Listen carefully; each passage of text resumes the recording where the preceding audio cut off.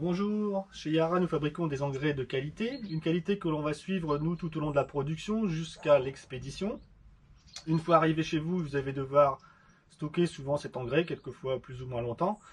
Et au moment des épandages, vous avez besoin de connaître ses caractéristiques, comment elles ont évolué dans le temps.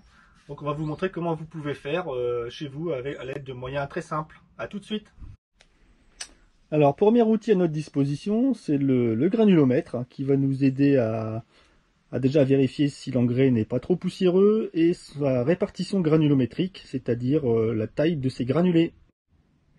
Alors un granulomètre, c'est une petite boîte en plastique, ici vous voyez avec un couvercle, 4 compartiments généralement, ça suffit, avec des différentes tailles de tamis. Donc ici dans ce cas-là, des tailles de tamis qui vont de 2 mm et en dessous de 2 mm jusqu'à 4,75 mm. Alors comment ça marche? Donc ici j'ai rempli par la partie on va dire où il y a le tamis le plus gros un échantillon d'engrais. Donc ensuite je referme ma petite boîte et je vais secouer quelques instants, alors on va dire environ 30 secondes. Hein, comme on dit quelquefois pour rigoler, on a toujours besoin d'un agitateur dans le secteur. Donc, 30 secondes pour avoir ensuite un résultat. Alors, attention, effectivement, c'est important, c'est la prise d'échantillon également. Hein, c'est toujours délicat, c'est comme quand on fait une analyse de sol ou autre chose, la prise d'échantillon est importante. Donc veillez à prendre vraiment un échantillon représentatif de votre engrais, c'est-à-dire pas trop au-dessus du sac, ou par exemple si c'est un tas de vrac, pas juste en bas.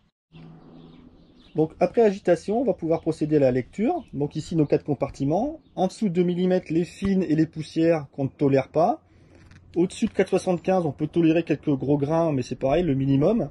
Par contre, les 2 compartiments du milieu, donc entre 2 mm et 4,75 mm, ça doit être ceux qui sont le plus représentés pour avoir un épandage efficace.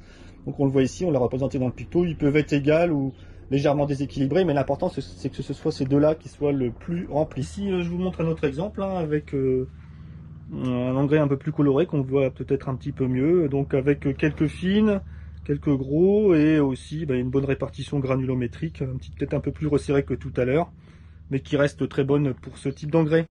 Alors petite remarque également, on nous demande quelquefois des engrais encore plus réguliers.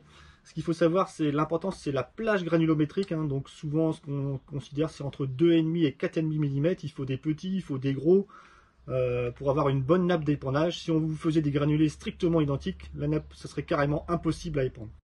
Autre outil à notre disposition, un densimètre, donc qui va nous mesurer le poids spécifique donc de l'engrais. Alors l'important dans la mesure d'un poids spécifique, c'est qu'il faut que ce soit un volume non tassé, d'où l'importance d'avoir un petit accessoire comme celui-là. Sinon, effectivement, une simple boîte de conserve suffit, mais il faut faire très attention de ne pas manipuler ni tasser l'échantillon. Donc ici, avec notre densimètre, on va pouvoir libérer l'engrais, c'est-à-dire en tirant sur... Voilà. L'écoulement se fait naturellement, sans action sur l'engrais qui pourrait jouer ensuite sur le calcul du poids. Et donc ensuite on procède à la pesée de notre échantillon qui a coulé dans le pot de 1 litre et on a notre densité.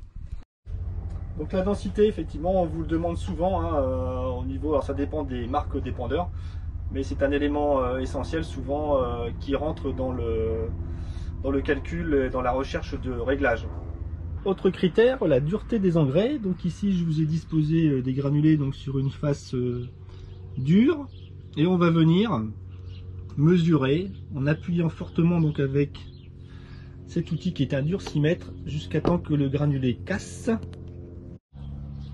Donc l'appareil que j'ai dans la main, donc c'est ce fameux durcimètre. On voit ici que le granulé a cassé à partir de 7 kg cm², donc ce qui est largement ce qu'il faut. On va dire qu'un engrais correct au niveau dureté doit être résistant à 3 kg cm². Donc ça c'est important pour éviter que les granulés ne cassent dans les pales et au cours de la manipulation au moment des épandages. Donc pour résumer, granulométrie, densité, dureté, donc ce sont des paramètres physiques des engrais. Donc il faut bien les vérifier parce qu'ils ont une influence sur la nappe d'épandage, ils ont une influence sur la régularité d'épandage au champ et donc sur la nutrition des cultures.